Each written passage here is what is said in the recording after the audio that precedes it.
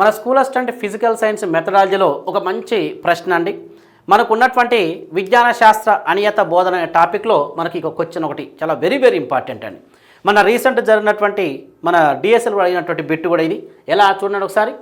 విజ్ఞాన శాస్త్ర ప్రచారంలో ప్రభుత్వ సంస్థల పాత్రను సంవత్సరాల వారీగా వరుస క్రమాన్ని గుర్తించండి అని చెప్పించాడు. A option CSIR, B option BARC, C option ISRO, D option DRDO అని ఇచ్చాడు.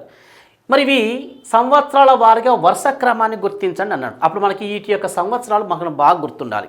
మరి సిఎస్ఐఆర్ ఎప్పుడు ఏర్పాటు చేశారంటే 1942లో ఏర్పాటు చేశారు CSIR.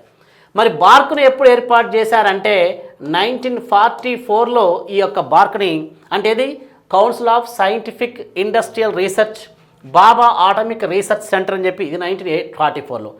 ISRO Indian space research organisation అని చెప్పి ఇస్రో ఏర్పాటు చేశారు. ఈ యొక్క ఇస్రో ఇది ఎప్పుడు ఏర్పాటు చేశారంటే 1972లో.